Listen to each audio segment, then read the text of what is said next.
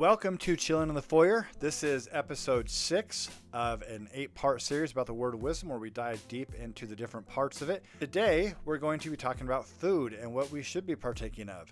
In Doctrine and Covenants 89, the Lord gave guidance not just on substances to avoid, but on how we should eat. And this is the part that I think we don't fully understand in the church when we talk about the temple question, do you understand and obey the word of wisdom? I think we know to avoid certain substances, but we also may not understand what we're saying when we say yes to that question as far as fully understanding the word of wisdom. A lot of times I think we're saying yes as far as we understand it, but this is where it gets deeper and probably a little bit more out of the normal knowledge depth of your typical Latter-day Saint. He says in Doctrine and Covenants 89, 12, and 13, you can read it on the side here, flesh also of beasts and of the fowls of the air to be used sparingly, pleasing unto me only in times of winter or of cold or of famine. So that brings up a question that we'll talk about in just a second, but my question to that would be, should I not have meat other than if it's winter or it's cold or there's a famine? What do I do in that case? So we'll talk about that further in just a second. But he also declared, the Lord did, all grain is ordained for the use of man, wheat is for man. So this was quite the radical idea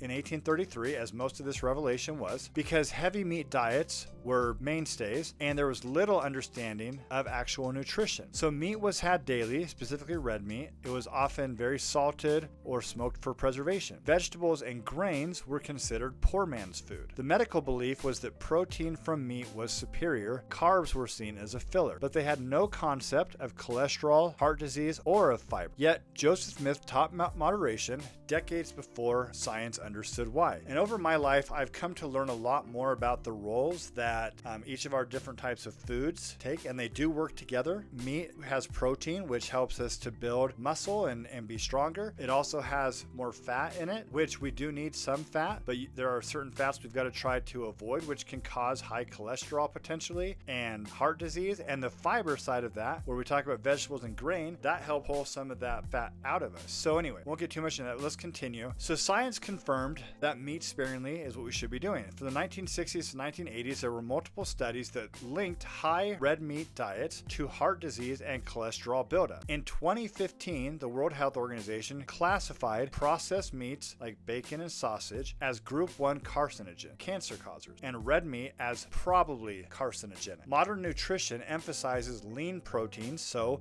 when we talk about that, we're talking about lean meats, chicken, turkey, fish, also plant-based foods, and moderation, exactly as Joseph Smith revealed. Grains are also called the staff of life. So Joseph taught that grains, especially wheat, are central. Today, whole grains are proven to reduce heart disease risk, aid in digestion because of the fiber, and provide sustained energy and micronutrients. Science now recognizes grains as a cornerstone of a balanced diet, aligning with the word of wisdom. Seasonal eating and fruits. Joseph Smith also taught every herb in the season thereof and every fruit in the season thereof in Doctrine and Covenants 89:11. In 1833, refrigeration did not exist. Eating in season meant freshness and nutrient density. Today we know seasonal produce is richer in vitamins and antioxidants. Ultra-processed out-of-season foods often lose nutrients or gain preservatives. This was another principle rooted in wisdom and simplicity. So why does this matter? Once again, the word of wisdom wasn't just about health. It was about stewardship and gratitude. So in verses 11 and 12, it talks about thanksgiving. And so that's important for us to be grateful for what we have. But then the stewardship part. In the Latter-day Saint belief system, we believe that our bodies are gifts from God and that our bodies are temples. So we care for our bodies as temples. We take care of them. Our stewardship over them is important. So we need to avoid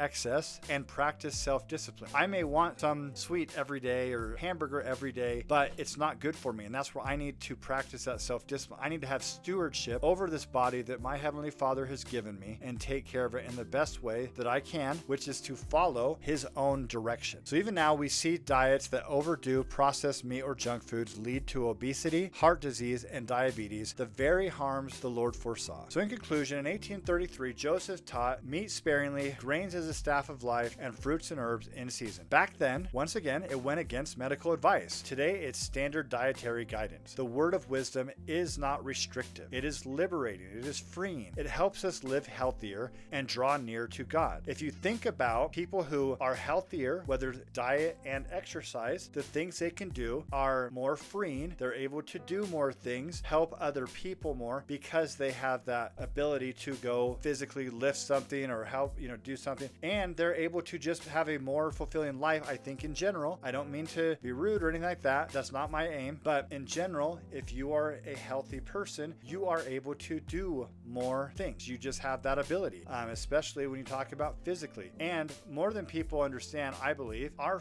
spirit and our physical body are very much connected. And when one of them is hurting, the other hurts as well. So in our next episode, we'll explore the conspiring men warning from D&C 89.4 and how industries profit from addiction and poor health. Please feel free to like, share, and subscribe, and love God, love others.